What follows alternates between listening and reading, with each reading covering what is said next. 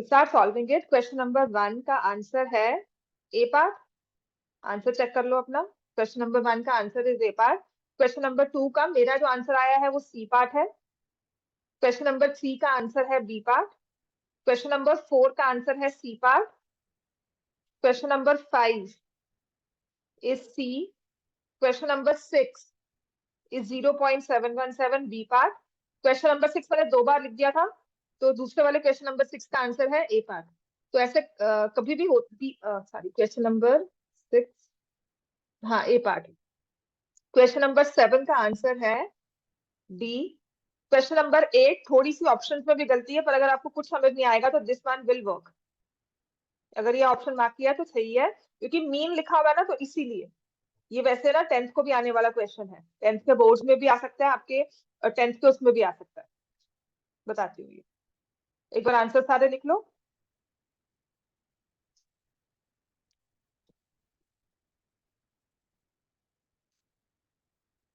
ये मैं करवाऊंगी, थोड़ा सा सोच कर करने वाला ही क्वेश्चन है, ज्यादा मुश्किल भी नहीं है, पर हाँ।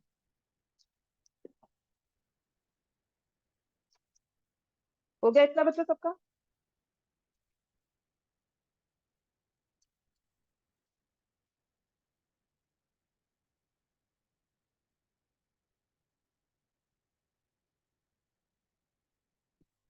ठीक है, उसके हिसाब से ऑप्शन जो है ना, वो ए पार्ट बन जाता है, पर वो मीन नहीं होगा फिर। ठीक है, वो मैं आपको बता दूंगी। क्वेश्चन नंबर 9 मैंने बहुत बार करवाया है इसको, गुरनू इसको ध्यान रखना। ठीक है, so which sides are common, तो आपने लिखा है side PC is common, which is fine. Which angles are given to be equal, none. क्योंकि ना एंगल बी जो है वो ए के इक्वल होगा, अगर हम कराएंगे तो बी और ए इक्वल नहीं है, एक्स और बी इक्वल नहीं है, वाई 60 के इक्वल नहीं है, बी और वाई भी इक्वल नहीं है, उसी रीजन से नन होगा इसका आंसर। कॉन्ग्रुएंसी हमेशा इसकी आरएचएस से होती है, क्योंकि उसने कहा है कि स्टेयरकेस उतनी ही होगी जितनी वायर लगी होगी। ठीक है ना? Thus the wires, any small fault, this time electrician need a staircase of 10 meters so that it can reach at point P. तो staircase भी 10 मीटर की है और वायर भी 10 मीटर है, तो इसका मतलब जो इसमें हाइपोटेन्यूज सेम हो गया, राइट एंगल। और आपसे पूछ ही रहा है कि कौन सी साइड कॉमन है, तो आपने कहा ये साइड कॉमन है। तो ऐसे वाले क्वेश्चन ना, ये ट्री के साथ भी है। एक क्वेश्चन ऐसा भी है कि ट्री की एक ब्रांच थी, दोनों 5 मीटर की थी, वो टूटकर ऐसे गिर गई। एक ब्रांच, 2 ब्रांचेस लगी हुई थी, ए बी और ए सी। मैंने क्वेश्चन ये क्लास में बहुत बार करवाया, तो ऐसे उसने जाकर एंगल, तब उसने वहां पर कहा कि ये ब्रांचेस इक्वल है और ये ट्री को हमने राइट एंगल माना है। And with the same rule हमने इसको आरएचएस से कॉन्ग्रुएंसी की है। मतलब एक क्वेश्चन आता ही है, जब ये एमसीक्यूज थे तब आता था विच कॉन्ग्रुएंसी रूल इज यूज, 4 दिए होते थे और आप हमेशा एस से एस मार्क कर लेते थे कि ये तो इक्वल होगा। ऐसा नहीं है। ठीक है, तो इनका हमेशा आरएचएस मार्क करना है। वैल्यू ऑफ पीबीसी, ये आपको पता है 60 डिग्री है। Value of x is 30 degree. ठीक है, -1/4 है क्वेश्चन नंबर 14, तो आंसर ए होगा। रेसिप्रोकल हो जाएंगी फ्रैक्शंस, तुमने रेसिप्रोकल नहीं किया। Then simplest rationalising factor, I hope ये सबको आता है क्वेश्चन, क्योंकि इसका आंसर है ए पार्ट, है ना। Minus a always lies on x plus y equal to 0। ये नंबर जो है ये रैशनल नंबर है, क्योंकि ये आगे इसने डॉट्स नहीं लगाए हुए। चाहे जैसे मर्जी रिपीट, जिसको तू 10 बार और लिख ले, पर जब तक आपने ये डॉट्स नहीं लगाए ना, इसका मतलब ये ऐसे रिपीट नहीं हो रहा, यहाँ पे आके खत्म हो गया, टर्मिनेट कर गया। ठीक है, दूसरी चीज, उसके बाद भी उसने रैंडमली, जैसे अगर हम इसमें पैटर्न भी चेक करते हैं तो यू विल सी 18564, 318,564, है ना, 318,564, 318,564, ये रिपीट हो रहा है, बट एक पॉइंट पे खत्म हो गया। अगर अब इसमें ना कंफ्यूजन क्या होती है, यहाँ पे तो इसने बहुत इजी किया हुआ था कि नेचुरल है, रैशनल है। तो अगर आपका ये टर्मिनेट भी कर जाता या नॉन टर्मिनेटिंग भी होता, तब भी आप इसको रैशनल मार्क करते, बट ये है टर्मिनेटिंग डेसिमल, क्योंकि एक पॉइंट पे खत्म हो गया। अगर मैंने इसको बार लगाया होता या फिर मैंने ये डॉट 3 लगाए होते ऐसे, तो इसका मतलब ये पैटर्न रिपीट हो रहा है, तब आपका ये होता नॉन टर्मिनेट एंड रिपीट। ये क्वेश्चंस में ना, मैंने कहा तो रही हूँ ना, आपके जो ये वाले क्वेश्चंस हैं इनमें बहुत ही माइनर सा एक पॉइंट का डिफरेंस होता है। मैं हल्का सा कुछ चेंज कर दूं, बिल्कुल ही क्वेश्चन चेंज हो जाएगा। And if I change two options also, ठीक है, इसको हम डिस्कस करते हैं। क्वेश्चन नंबर 18 पर आते हैं। √5 किसके इक्वल है? √5 इज 2.236, देन 1/√5। ये होगा आपका question number 18। I think it's A part. Question number इसका डी पार्ट है, equation of x axis y equal to 0। हाँ क्या इक्वेशन ऑफ एक्स एक्सिस चाहिए बेटा? हाँ किसने? गलत गलत गलत गलत। x equal to k is a line parallel to y axis। गलत गलत गलत। ये जो होता है ना, ये ऐसे वाले केसेस सब टीचर्स पहले मार्क करती हैं। मतलब वो सच में, मैंने कहा था ना, टीचर नंबर देते हुए ऐसे सोचे जैसे उनको ना पैसे देने पड़ रहे हैं, जेब से पैसे निकाल रहा है कोई, किसी के भी। तो आपके मार्क्स जो होते हैं ना, वो डायलॉग होता है ना कि वो किडनी देनी पड़ रही है उसको, ये मार्क्स भी हम ऐसे लगता है कि हम अपनी किडनी डोनेट कर रहे हैं। सीरियसली, ऐसी चीजों में बहुत ध्यान से रहना। बोर्ड्स में तो वैसे ही नंबर नहीं मिलते, और बोर्ड्स में वो कॉपी केस या चीटिंग केस लगा लेते हैं कि ऐसा बच्चा कंफ्यूज है, वो ओवर अटेम्प्ट या कुछ भी। क्लियर कट इंस्ट्रक्शंस होती हैं जो अब जैसे यहाँ पर आ गया, which of the following is a rational number, है ना? तो इसमें जब आपने सॉल्व करना है, देखो ये है रिपीटिंग, ठीक है ना? ये रिपीटिंग है, yes this is a rational number.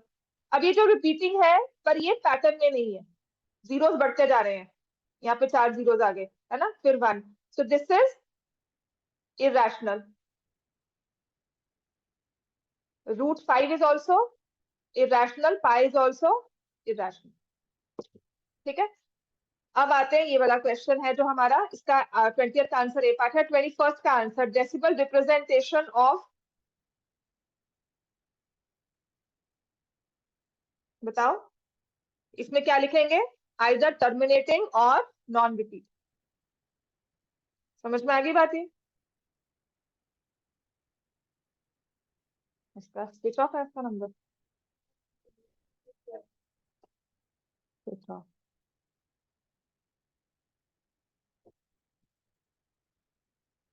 Group frequency distribution class intervals are this, so the class width is 19 नहीं होगी, इसको आप अरेंज करोगे 1 to 20, 21 to 40, तो एडजस्टेड करते हैं 0.5 to 20.5, 20.5 to 40.5, और क्लास विड्थ क्या हो जाएगी? 20। जरूरी है, ये क्वेश्चन ही तभी दिया जाता है।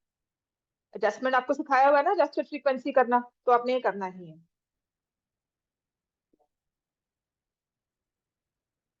क्या आप दोनों को माइनस कर, ठीक है। क्वेश्चन 23 का आंसर क्या था?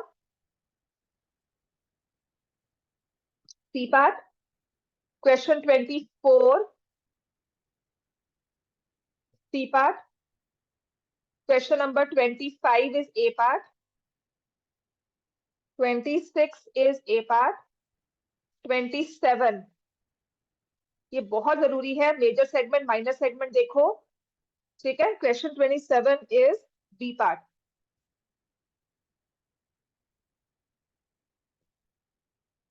इन मेजर सेगमेंट कह रहा है, बाय मेजर सेगमेंट नहीं कह रहा, ठीक है। क्वेश्चन नंबर 28, क्या होगा answer? D. 29 is D again, 30 is a. ये चाहे आप जैसे मर्जी कर लेते, थोड़ा सा मैं इसको ठीक भी करवाऊंगी इसकी वर्डिंग से, ठीक है। क्वेश्चन नंबर 31 बी पार्ट, ये तो आपके एग्जाम्पल का है।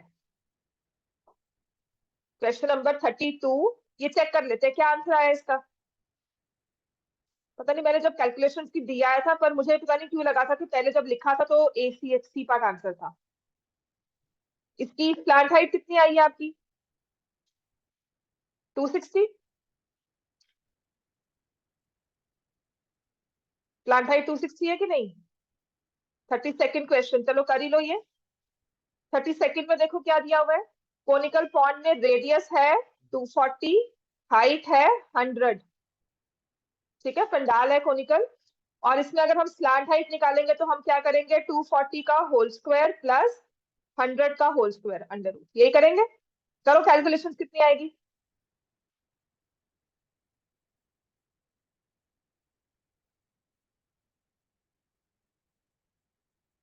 ये आया, so it will be 260, slant height is 260 meters। अब वो कहता है जो क्लॉथ है वो 100 उसको यूज किया है, तो कितना क्लॉथ यूज हुआ है हमारा बनने में? πRL किसके इक्वल होगा? Pi into 240 into 260, and it should be equal to 100 pi. 100 metre wide है, तो और लेंथ कितनी हो जाएगी वो हमें निकालनी है, इंटू एल। यही किया ना इसमें? किसी को ये समझने में मुश्किल आई थी? तो एल कितना है? 24 इंटू 26। जब मैंने सॉल्व किया था मुझे भी 676 लगा था, पर मैंने जब दोबारा चेक किया तो 624 आया इसका आंसर। यही है, यही मार्क किया। डी पार्ट है। 24 इंटू 26 चेक भी कर सकते हो बच्चे, वैसे भी 4 6 24 है, तो यही होगा, है ना? 4 में ही एंड करेगा, तो 624 ही है, मैंने एक्चुअल भी चेक कर लिया। क्लियर हो गया? ये तो 26 का स्क्वायर होता है। समझ में आ गई बात सबको? ये 33rd प्लांट हाइट, जैसे ये दिया हुआ क्वेश्चन 33rd, इसका आंसर है सी पार्ट। जो मेरा आंसर आया था वो इसका सी पार्ट ही था।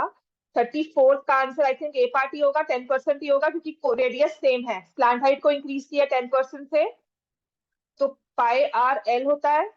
स्लैंट हाइट हो गई पाई आर 1.1 एल, तो आपका पूरा का पूरा सरफेस एरिया भी 1.1 से ही मल्टीप्लाई होगा। समझ में आ गया? सिर्फ स्लैंट हाइट चेंज हुई है, रेडियस नहीं। तो इसका मतलब 10% से ही सरफेस एरिया इंक्रीज होगा, curve surface area. Question number 35 is zero, B part. 36 is D part. 37 मेरा बी पार्ट आया था। 38 ए पार्ट। 39 थोड़ा सा मुश्किल था, पर ये अगर समझ लोगे तो ठीक रहेगा, इसका सी पार्ट आंसर है मेरे हिसाब से। हाँ, 39 इज सी पार्ट। 40 गलत हो गया था क्वेश्चन, यहाँ पे x+1 लिखना था, ऑप्शन के हिसाब से अगर चेक करती ना तो x+1 होता। ठीक है, क्वेश्चन ना x² - 1 करके था, मुझे सिर्फ एक ही ऑप्शन आपको देना था, x-1 का नहीं, आपको x+1 का ही देना था। तो 30th का x+1 से क्वेश्चन सॉल्व करना, your answer will be A part. Question number 41 is right isosceles triangle. Not just right, it will be right isosceles. 42nd is D. 43rd C. 44th is B. Largest angle पूछा हुआ है, और यहाँ पे angle same रहेंगे, 30, 40, 110। Lines half होती हैं, angle same रहेंगे, अपने अपने मार्क्स लगा लो और आ जाओ, थोड़ा 2 मिनट ले लो, अपने मार्क्स टैली कर लो। 45 का आंसर है 30, 40 एंड 110, मतलब सेम रहते हैं एंगल्स, एंगल्स चेंज नहीं करते, साइड्स आपकी हाफ हो जाती है, एंगल्स हाफ नहीं होंगे। ठीक हो गया? So just check these questions, अपने मार्क्स लगाओ, मुझे मार्क्स बता दो।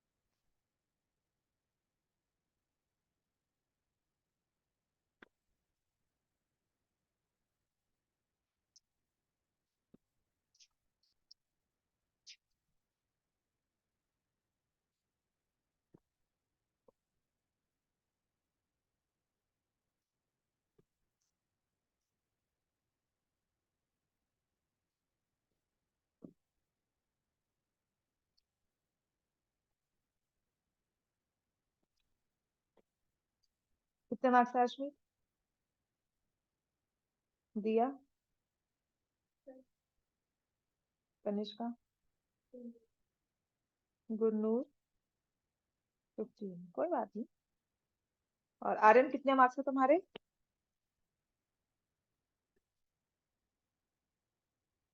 आर्यन कितने मार्क्स है?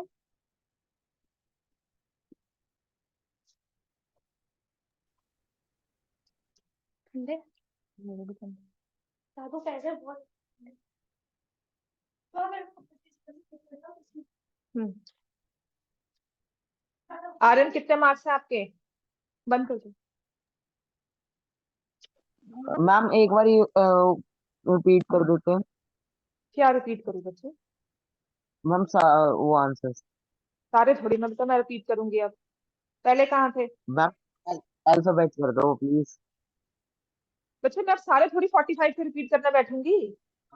अब नेटवर्क इशू वैसे था, वैसे ही नहीं तभी तो मिलता, नहीं हो जब जब कनेक्ट हुए तो तभी मुझे बोलना था। मैं अब डिस्कस करवाने में आपको पिक्चर सेंड करती हूँ। Okay ma'am.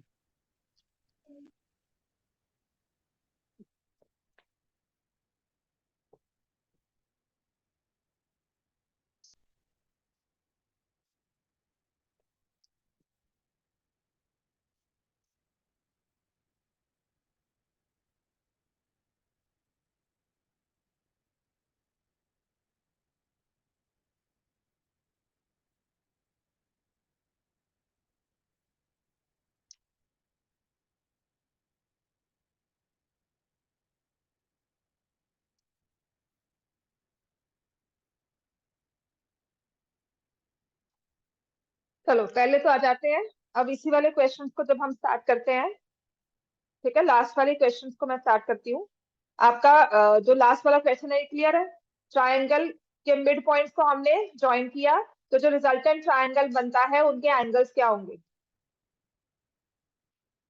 ये ट्रायंगल एबीसी है, मिड पॉइंट्स को ज्वाइन कर दो, डीईएफ हो गया। कल सर्कल्स की प्रैक्टिस करवाऊं कि टेस्ट ही ले लूं? जल्दी बोलो बच्चे, सोचो मत, प्रैक्टिस करवाऊं टेस्ट लूं?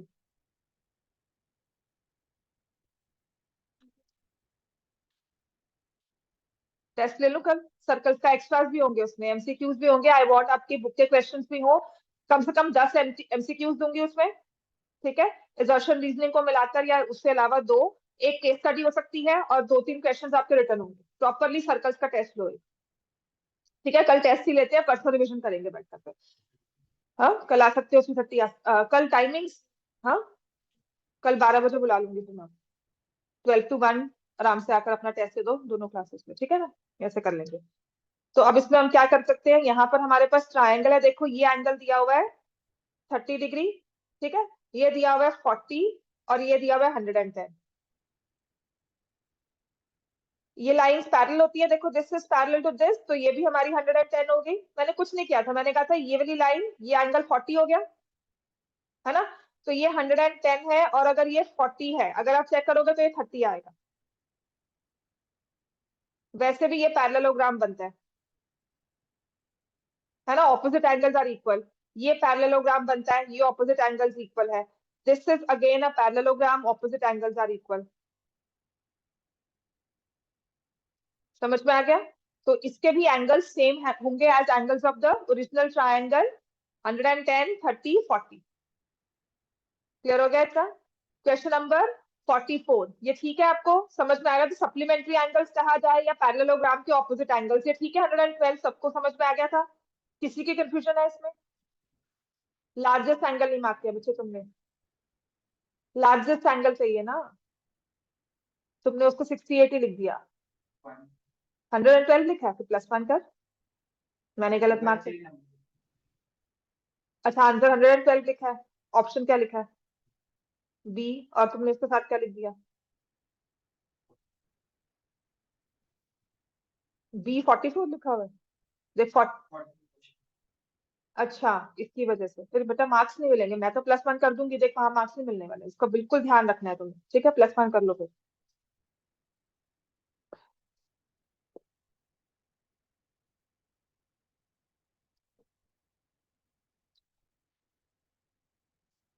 Question number 43। अब देखो ये जो क्वेश्चन है ना, ये वाले आपको दो पैरेलल लाइंस दी हुई है, ये आपको लाइंस एंड एंगल्स में क्वेश्चन दिखेगा। दो पैरेलल लाइंस है इंटरसेक्टेड बाय अ ट्रांसवर्सल। अब this is A B, this is C D, और P Q, A P B and C Q D, ऐसे दिया हुआ है ना? Two parallel lines, bisector of angles A P Q, ये वाला और ये वाला। मतलब पता लग गया कि ये चार बाइसेक्टर्स है। कहते हैं ये स्क्वायर कब बनाएंगे? ये क्या बनता है हमेशा जब ऐसे बाइसेक्टर्स होते हैं? पैरेललोग्राम होता है, लेकिन साथ में हमने इसे क्या प्रूव किया हुआ है? They are, it's a rectangle. जो बाइसेक्टर से फिगर बनती है, ये अंदर वाली फिगर हमेशा रेक्टेंगल होती है, याद है ना। ये स्क्वायर कब बनेगी, एक रेक्टेंगल स्क्वायर कब बनता है, जब डायगोनल्स क्या होते हैं उसके इक्वल। रेक्टेंगल तो ऑलरेडी वो है ही है, साइड्स एडजेसेंट साइड्स इक्वल होंगी, या उसको सबसे इजी है उसके डायगोनल्स को इक्वल कर दो। समझ में आ गया, वो रेक्टेंगल ऑलरेडी है। नहीं, डायगोनल्स इक्वल नहीं करेंगे, डायगोनल्स तो ऑलरेडी रेक्टेंगल के इक्वल होते हैं, ठीक है। Will form a square when ABCD is a rhombus only if diagonals तो अनइक्वल है, तो रेक्टेंगल तो वो नहीं होगा। rhombus है और साथ में 90 डिग्री एंगल्स है, तो वो स्क्वायर बन जाएगा। बी पार्ट मार्क कर लो, अगर किसी ने बी मार्क किया हुआ है तो ठीक है। हाँ, स्क्वायर के डायगोनल्स, क्योंकि रेक्टेंगल के भी तो डायगोनल्स इक्वल ही होते हैं। बी ठीक था ना, हाँ मैंने ही आंसर में गलती कर दी। It's already a rectangle. तुमने क्या मार्क किया हुआ इसमें, सी। डायगोनल्स तो बेटा रेक्टेंगल के इक्वल होते ही है, मैं 90 डिग्री समझ रही थी इसको, जो ऑप्शन में था डायगोनल्स ऑफ परपेंडिकुलर होने चाहिए थे, सी में। या फिर हम डी मार्क करते, तो 43rd का आंसर हम मार्क करेंगे बी, ठीक है। पर फिर भी मैं इसको थोड़ा सा चेक कर लूंगी, मैंने लिखने में गलती ना की हो। ABCD is a rhombus, rhombus भी है और रेक्टेंगल तो वो बन ही रहा है, सारी एडजेसेंट साइड्स इक्वल हो गई, तो इसका मतलब वो स्क्वायर बन जाएगा। ठीक हो गया ना। अच्छा, ये तो पता है ना कि ये अंदर वाली फिगर रेक्टेंगल बनती है, ये तो प्रूव किया होगा ना। ये एंगल 90 होता है, ये भी एंगल 90 होता है, ये और ये मिलाकर, क्योंकि ये चारों 180 है, इनके हाफ मिलाकर 90 हो जाएंगे। All four angles are 90 degree, therefore it is a rectangle. Question number 42, ABCD is a rhombus.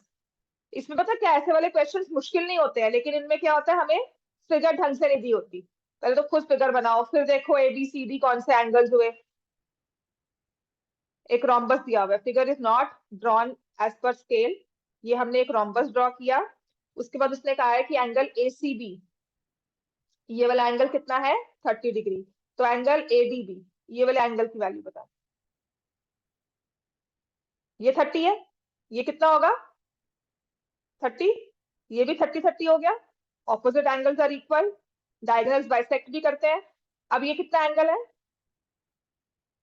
कितना होता है 90, डायगोनल्स आर परपेंडिकुलर, किसके डायगोनल्स परपेंडिकुलर होते हैं, रोम्बस के। तो ये कितना बना हमारे पास 60।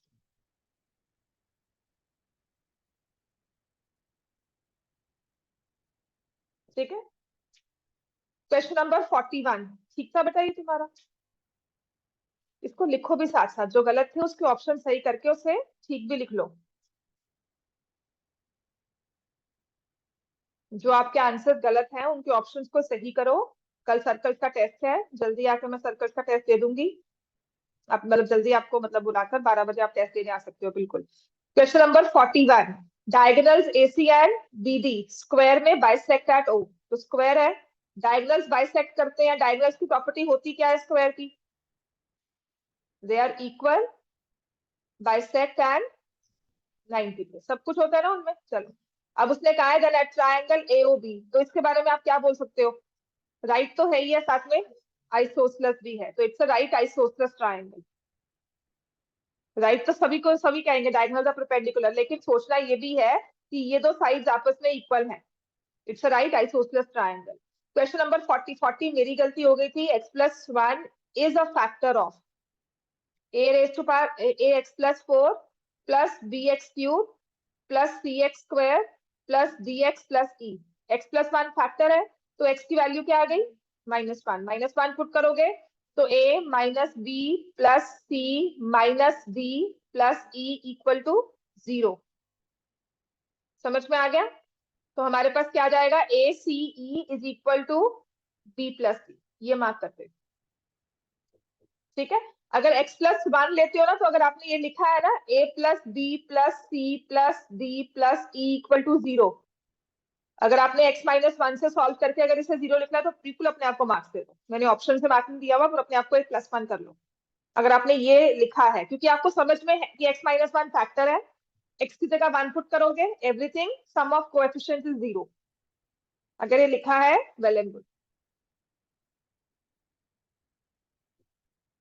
ठीक है, question number 39 I will say थोड़ा सा मुश्किल है,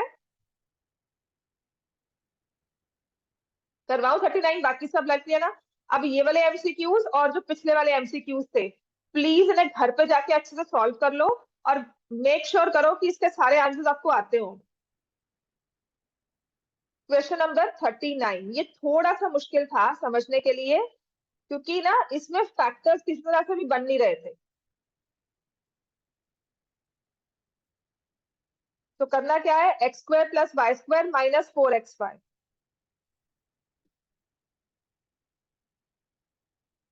ठीक है, फिर मैंने -2x प्लस 4y माइनस 8। अब ये कहोगे कैसे पता लगा, कि मैंने हिट एंड ट्रायल ही किया था। हिट एंड ट्रायल मतलब मैंने कोशिश की कि दो दो पेयर्स बनाऊं, नहीं बने। आई फाउंड 6 टर्म्स, दो दो को इकट्ठा किया, नहीं समझ में आया। Then I see 2 square terms, x square plus 4xy। तो इनको परफेक्ट स्क्वायर बनाना है, तो x प्लस 2y का होल स्क्वायर बनाना है, तो साथ में मुझे ये -4xy इकट्ठा करना होगा। तो मैंने इन तीनों को इकट्ठा कर दिया। ठीक है, उसके बाद कंफ्यूजन आई कि यार इसमें तो बनता नहीं है, माइनस कुछ कॉमन ओवरऑल नहीं आ रहा। Then what I did was I wrote it as x minus 2y का होल स्क्वायर। यहाँ पर मैंने 2 कॉमन ले लिया, ये भी x माइनस 2y बन गया -8। यहाँ पर आपको 3 टर्म्स मिल गई, एक स्क्वायर की, एक लीनियर टर्म, और एक जिसमें कुछ भी नहीं है, कांस्टेंट। तो if I take x minus 2y as a square minus 2a minus 8, क्या इसको फैक्टराइज कर सकते हो?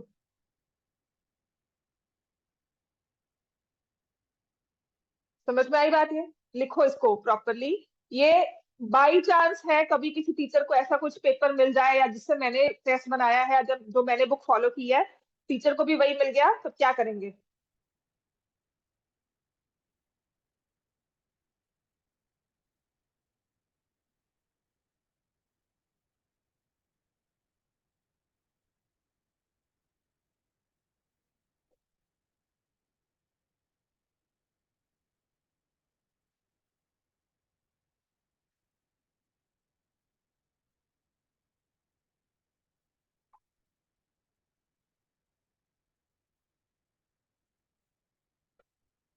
अब हम क्या करेंगे, ए स्क्वायर, इसको फैक्टराइज करोगे क्या बनेगा?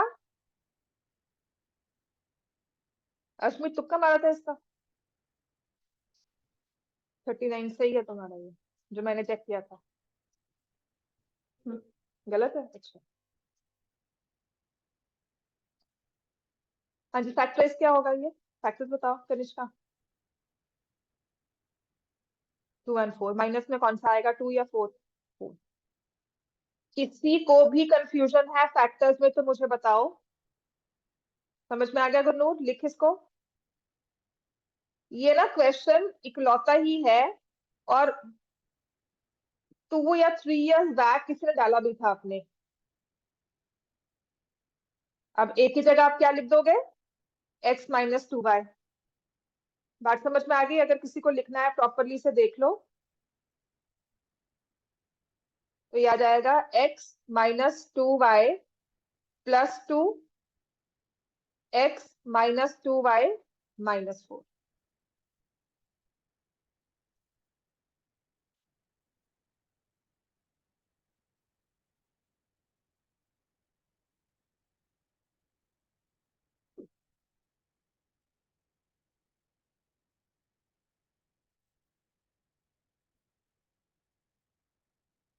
ठीक है बेटा?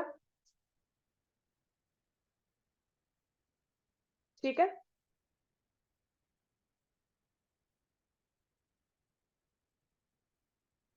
तो सी पार्ट हो गया।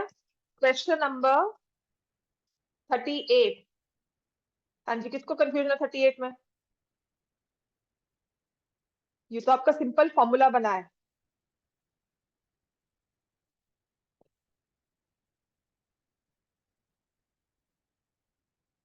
इसे लिखेंगे 2a का होल क्यूब प्लस b का whole cube plus b cube -3 × 2a × b × 1। सारे b प्लस के टर्म्स हैं, तो क्लियर कट आपका ये फॉर्मूला था। सारी टर्म्स प्लस में हैं। तुमने इसको बी क्यों मार्क कर दिया अर्शमीत? सारी टर्म्स आपकी प्लस में है, तो आपका क्लियर कट ही फॉर्मूला था, कोई इसमें प्लस माइनस का ध्यान रखने वाला नहीं था। क्वेश्चन नंबर 37, इसके बाद 7x² माइनस 11x/3 माइनस 2/3।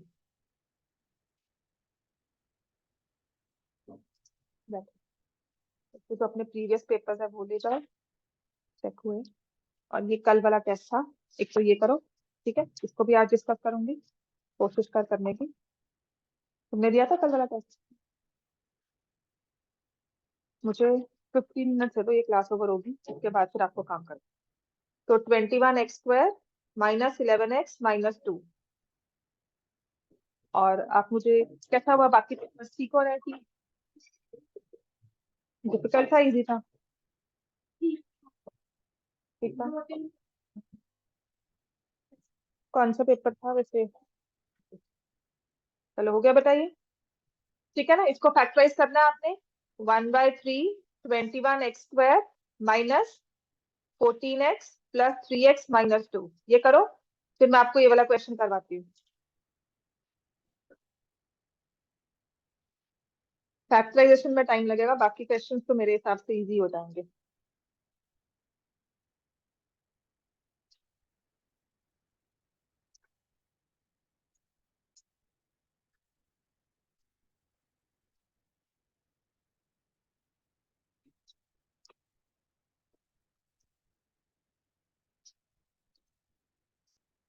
ये जो क्वेश्चंस है ना, ये प्रीवियस ईयर बोर्ड पेपर्स के हैं, और थोड़े बहुत क्वेश्चंस ना आपके प्री बोर्ड्स के इसी में से बन के आ रहे हैं सारे, तो थोड़े बहुत ही, सारे ऑलमोस्ट हो गया ये। टू रूट्स है।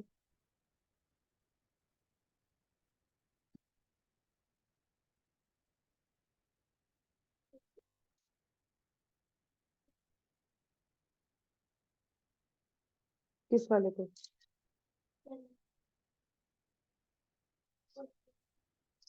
बता। हाँ जी, हो गया बच्चे ये वाला सॉल्व। 37 क्वेश्चन हो गया सॉल्व सबसे। कंफ्यूजन थी किसी को? जीरोस निकालने थे इसमें, साइंस का ध्यान रखना है आपने। 36 I need to revise with you. 36 तो 10th वाले बच्चे भी देख सकते हो। 4x² प्लस 5√2x-3, इसके जीरोस निकालने हो आपको, तो ये आपको भी बिल्कुल आ सकता है पेपर में। Find the zeros, verify the relationship between zeros and coefficients. 37 हो गया सबसे? 37 में कोई कंफ्यूजन है किसी को?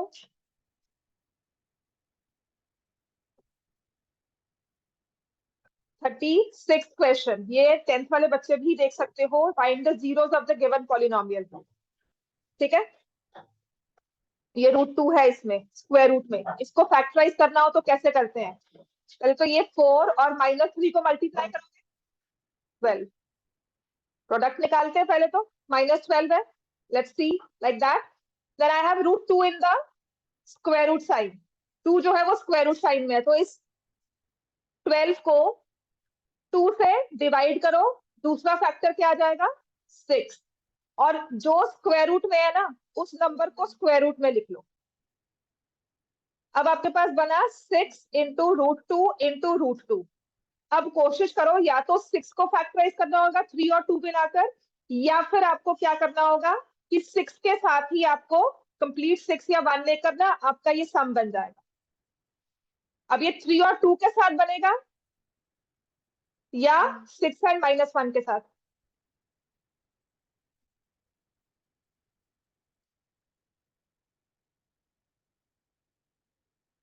लिखो 6 एंड -1। समझ में आया सबको ये? गुरनूर समझ में आया कि नहीं? 6 एंड -1 क्यों? क्योंकि इफ आई टेक 3 एंड 2, और मैं साइन चेंज कर देती हूँ क्योंकि मुझे -12 चाहिए प्रोडक्ट। अगर मैं लिखती हूँ 3√2 एंड 2√2, दोनों को ऐड करूंगी कोएफिशिएंट्स को, तब 5 आएगा। लेकिन अगर मल्टीप्लाई करूंगी तो +12 आ जाएगा। समझ में आ गया?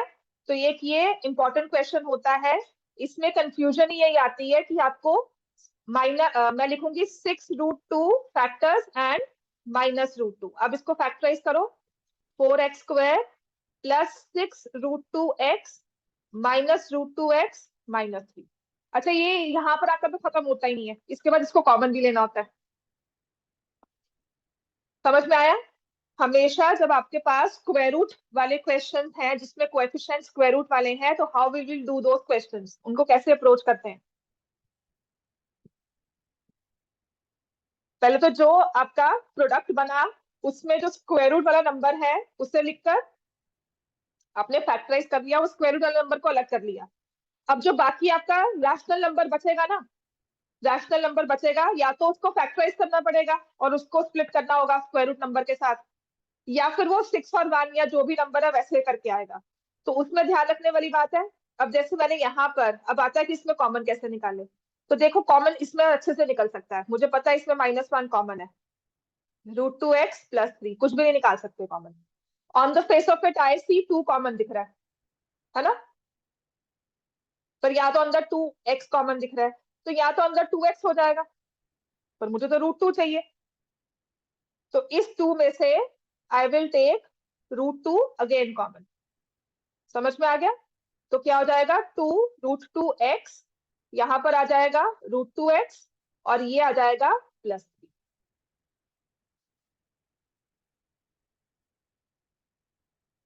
क्लियर हो गया? 2√2x -1 and √2x +3। तो इसकी जीरोस आएंगी 1/2√2 -3/√2। अब इसको रैशनलाइज करना पड़े तो आपकी जो जीरोस बनती हैं वो है 1/4 एंड -3√2/2। पेपर कब है नेक्स्ट? कौन सा? कल आओगे तो मतलब कल भी प्रैक्टिस ही करवानी है उसमें मुझे।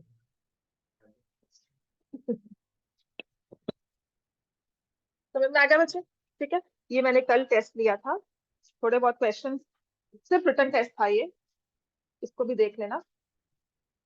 ठीक है बच्चे, अब आ जाओ, 36 हो गया, इसका डी पार्ट आता है 35 का आंसर, जो कि कल वाला टेस्ट है, तुम्हारे पास है, कल दिया था। हाँ तो मतलब सॉल्व तो होगा ना, ये पकड़ाओ पीछे पीछे, पेज पास करना, 10 मिनट लगेंगे और बस। ठीक है, क्वेश्चन नंबर 35 तो सिंपल था, 0। 34th, slant height is increased by 10%, radius remains the same। हाँ जी बताओ, 10th वाले बच्चे भी, ये भी तुम्हें भी आ सकता है। Slant height of a cone is increased by 10%।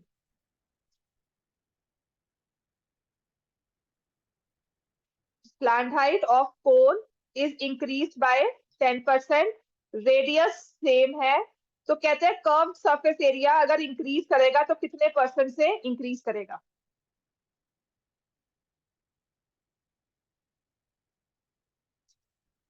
पहले कर्व सरफेस एरिया कोन का होता क्या है? IRL, एवरीवन अग्रीज, है ना? स्लांट हाइट को आपने इंक्रीज कर दिया कितने % से? 10%, तो कितनी बन गई? अगर तुम्हारे पास 100 रुपए थे, 10% इंक्रीज हो जाए तो कितना हो जाएगा? 110% हो जाएगा। तो मैं इसको 1.1 लिख सकती हूँ, ये स्लांट हाइट बन गई।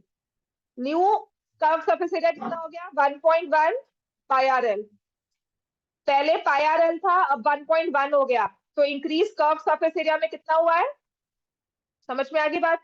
रेशियो निकालोगे तो आपके पास वही आएगा, 1:1.1 या 10:11, कि पहले 10 था अब 11 हो गया, इंक्रीज कितना है? 1/10 × 100, 10%। सिर्फ एक पैरामीटर को चेंज करते हैं और वो स्क्वायर में नहीं है, प्रोडक्ट में नहीं है, सिंगल है, तो इसका मतलब आपका जो सरफेस एरिया वो भी उतने से ही चेंज होगा। समझ में आ गई बात? अगर मैं वॉल्यूम की बात करती हूँ और πr²h है, 1/3 πr²h, सिर्फ हाइट को 10% से इंक्रीज किया, रेडियस को उतना ही रखा, तो वॉल्यूम भी 10% से इंक्रीज होगा, क्योंकि हाइट जो है ना मल्टीप्लाई हुई किसी से, ना स्क्वायर हुआ है उसका। ठीक है, रेडियस किसी से, रेडियस सेम है, हाइट सिर्फ मल्टीप्लाई हुई है, वो स्क्वायर नहीं हुई, इसीलिए। राइट? इतना क्लियर हो गया सबको? 34th sign everyone,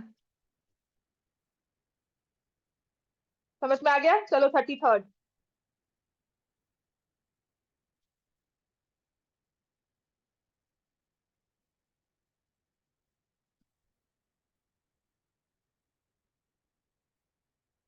thirty third में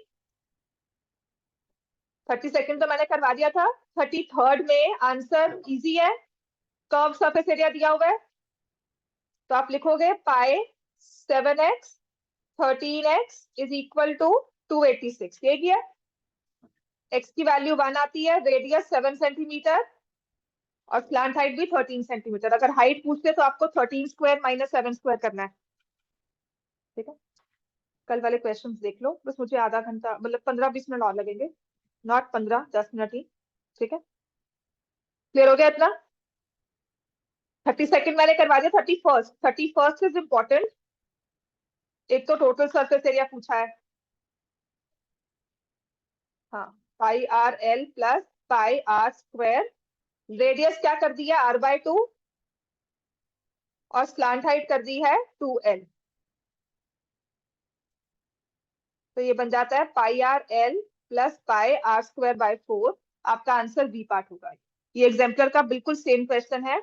30th, अच्छा थोड़ी ना फॉर्मुलेशन में गलती आ गई, वैसे तो जैसे मर्जी आंसर करते स्क्वायर ही होता। अगर एक सर्कल की डायमीटर्स इंटरसेक्ट करती हैं राइट एंगल्स पर, एक सर्कल है, इसकी डायमीटर्स इंटरसेक्ट कर रही है राइट एंगल पर। ठीक है, डायमीटर्स क्या होती है आपस में? इक्वल। और इनमें और क्या होता है जिनका इंटरसेक्शन पॉइंट क्या होता है? सेंटर। ठीक है ना, सेंटर ऑफ द सर्कल। तो दो डायमीटर्स हैं, आपस में इंटरसेक्ट कर रही है, लेट मी से लाइक दिस। तो quadrilateral joining the mid points, तो इसको चलो मिड पॉइंट्स ना भी लिखें, क्वाड्रिलेटरल अगर मैंने इनको ही ज्वाइन कर दिया, एंड पॉइंट्स मिड पॉइंट्स की जगह मैंने एंड पॉइंट्स लिखा था, quadrilateral form by joining the end points of diameter, क्या बनेगा ये?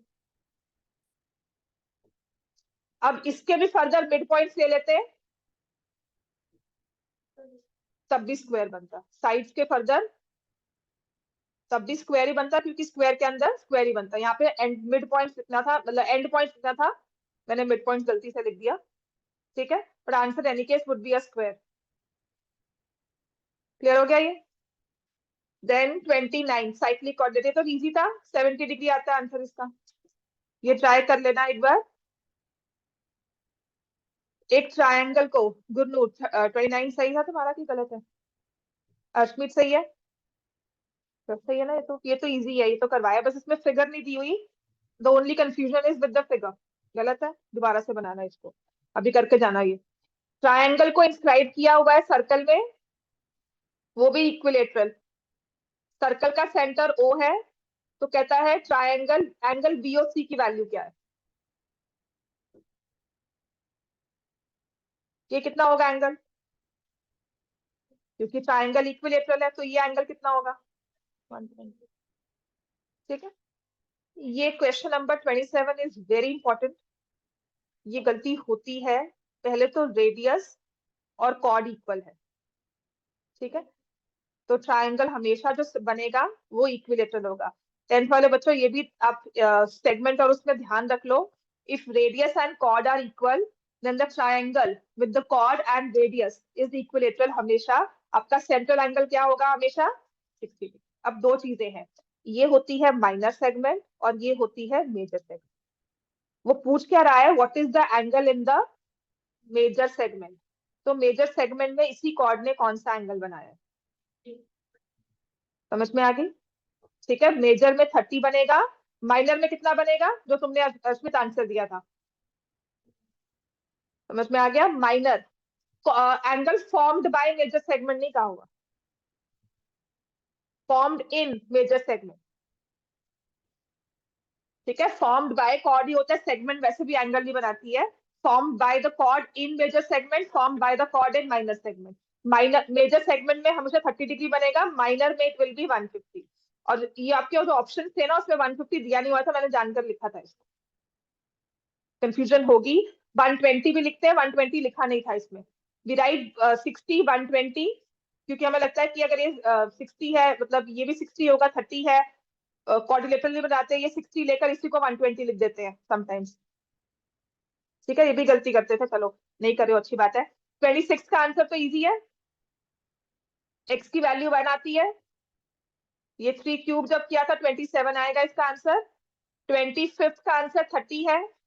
Smallest altitude will be drawn to the longest side, half into 112 into height, जो एरिया आएगा आपका ऑफ ट्राइंगल हीरोन्स फॉर्मूला से आप निकालो। समझ में आ गया? आता था ये question. Value of x 20 degree, ये वर्टिकली ऑपोजिट एंगल्स है, और ये 90 दिया हुआ है, स्ट्रेट लाइन हो गई। ठीक है, क्वेश्चन 23rd ये करवाने वाला क्वेश्चन है। 22nd मैंने बता दिया आपको, हमेशा क्लास इंटरवल्स को इक्वल करना है, उसके बाद आप विड्थ निकाल सकते हो। तो इसमें दिया हुआ है a is equal to 7 minus 4√3, find the value of √a plus 1/√a। इसको पता हमेशा कैसे करना है आपने, जब भी स्क्वायर रूट ऑफ ए दिया हो, देखो a और 1/a तो आपको निकालना ही है। 1/a किसके इक्वल होगा? 7 प्लस 4√3। रैशनलाइज करोगे 1/a विल बी 7 प्लस 4√3। इसको डायरेक्टली स्क्वायर रूट नहीं करना, आपको नहीं आता वो करना, है ना, और आपके लिए वो कंफ्यूजन भी है। मैं आपको बता भी दूंगी इसका स्क्वायर रूट पॉसिबल भी होता है, पर वो आपको करना मुश्किल ही होगा। तो इसको करते कैसे हैं, अगर ये ए की जगह ए स्क्वायर रूट ए की जगह ए हो, फिर तो हम सॉल्व कर लेंगे। हमेशा इसमें ये फॉर्मूला याद करना, जब भी स्क्वायर रूट दिया हो ना, तो उसको a प्लस 1/a का होल स्क्वायर लिख लो। क्या होगा? ये होगा ना, a की वैल्यू तुम्हारे पास है, 1/a की वैल्यू तुम्हारे पास है, और ये +2, ये खत्म हो गया 16। समझ में आया? This is one special case of √a plus 1/√a। आपको a की वैल्यू स्क्वायर रूट में पुट नहीं करनी है, क्योंकि वो हमें सॉल्व करनी नहीं आती। लिखो इसको,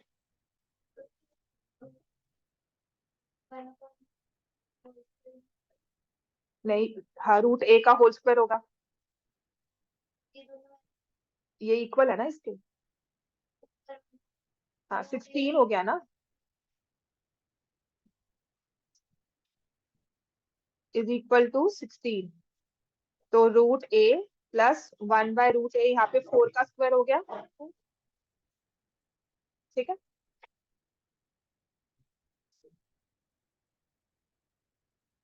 चलो मैं आपको एक वर्कशीट फॉलो फॉरवर्ड करूंगी अभी, जो मैंने प्रैक्टिस करवानी थी। और कल वाले क्वेश्चन में क्या डाउट था? कोई था जो क्वेश्चन सॉल्व ना हुआ कल जो टेस्ट दिया था?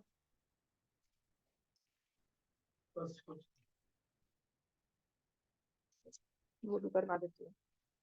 ये ना आपके प्रीवियस ईयर के बोर्ड पेपर्स हैं सारे ही, मतलब ऑलमोस्ट जो क्वेश्चन क्लास में नहीं करवाए होंगे।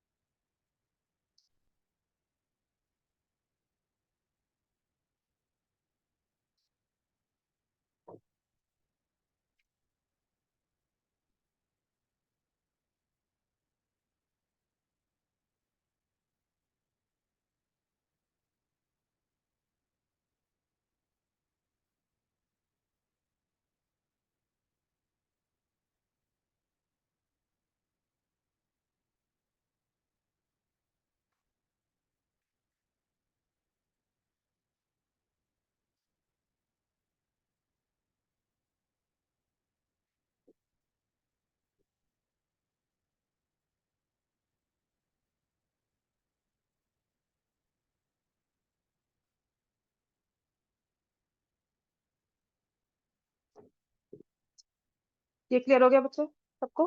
ठीक है, अब आ जाओ तुम्हारा डेसिमल रिप्रेजेंटेशन। समझ में आ गया, इधर टर्मिनेटिंग और non repeating. 20th, this one is a rational number, ये रैशनल है। ठीक है, क्लियर है इतना? चलो इससे पिछले वाला अब मैंने ग्रुप में एक पेपर भेजा है, वो करना शुरू करो। इक्वेशन ऑफ एक्स एक्सिस, ठीक है। यहाँ पर इसको पहले रैशनलाइज करना है, फिर उसके बाद इसको सॉल्व करना है हमेशा। 2.236 डिवाइडेड बाय 5, ऐसे किया था? नहीं किया था। हमेशा जब भी ऐसी वैल्यू निकालनी आएगी, डायरेक्टली इसको ऐसे नहीं लिखना आपने, लगे रहोगे बस, बहुत टाइम वेस्ट होगा। तो हमेशा आपको क्या करना है, इसको जो square root in the denominator है, get it in the numerator, उसको रैशनलाइज कर दो। फिर देखो ये कितना इजी हो गया, ओरल क्वेश्चन हो जाता है। ठीक है, क्वेश्चन नंबर 17 समझ में आ गया, ये क्यों रैशनल होगा, और रैशनल में भी दिस इज टर्मिनेटिंग और नॉन टर्मिनेटिंग। रैशनल तो है, दिस इज टर्मिनेटिंग। ठीक है, पॉइंट ये वाला भी ठीक था। x plus y equal to 0, simplest form of rationalisation. ये -1/4 है, तो पहले रेसिप्रोकल करना है, 3 वाली टर्म ऊपर आएगी, 81 वाला ऊपर आ जाएगा, 256 नीचे जाएगा, ये आंसर हो जाएगा। समझ में आ गया? देन ये मैंने आपको समझा ही दिया था क्वेश्चन कि हमेशा आरएचएस से करना है हमें। क्वेश्चन नंबर 9, ये इंपॉर्टेंट केस स्टडी है। This will always be with RHS, इनका जो कॉन्ग्रुएंसी है ये आरएचएस के थ्रू होगा, एसएएस नहीं होगा कभी भी। ठीक है, देन इस वाले पेज में क्वेश्चन नंबर 8, बाकी हो गए थे इसमें कि कुछ रहता है कंफ्यूजन और? चलो क्वेश्चन 8 करवाते हैं। x plus 1/x is equal to m, इसका मीन कहा है। मीन क्या होता है? Sum of two numbers divided by 2। तो मेरे पास आ जाएगा x plus 1/x is 2m। बारे में भी लिखा हुआ है। ठीक है, x plus 1/x is equal to 2m। समझ में आ गई बात? ये अब करना है cubing both side. x plus 1/x का होल क्यूब, 2m का होल क्यूब। ठीक है, तो x cube plus 1/x cube plus 3x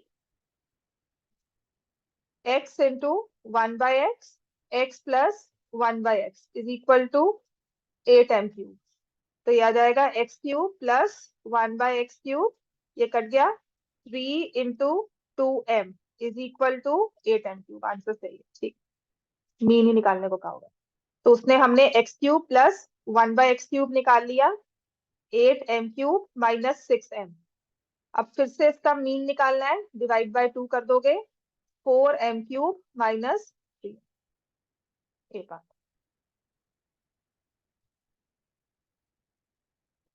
ठीक है, तो जो कंफ्यूजन थी वो ठीक हो गई यार? ठीक ही था, मतलब मैं कुछ और गलत ले रही हूँ। आंसर ठीक है इसका। ये सिर्फ इसलिए नहीं आ सकता आपको, सिर्फ इसलिए नहीं आ सकता क्योंकि ये ना क्वेश्चन 9th में मीन वाला जो हमारे चैप्टर्स थे ना वो डिलीट हो चुके हैं, जो टॉपिक था वो डिलीट हो चुका है। आपको इतना क्लियर हो गया? इसके अलावा पहले वाले क्वेश्चंस में अगर कंफ्यूजन है तो बताना मुझे। पहले किसी भी क्वेश्चन में है 1 से लेकर 7 तक, कोई है जो नहीं सॉल्व हुआ? कल सर्कल्स का टेस्ट है, 12 o'clock में वैसे कंफर्म कर दूंगी टाइमिंग आपकी। कल छुट्टी है सबकी? नहीं, पेपर है। हाँ पर पेपर है, हाँ ठीक है, कोई बात नहीं, चलो। ठीक है बच्चों, तुम्हें शाम को आने का फिर मन है? हाँ, आ जाना। हाँ, फिर आ जाए कर, फिर आ जाए।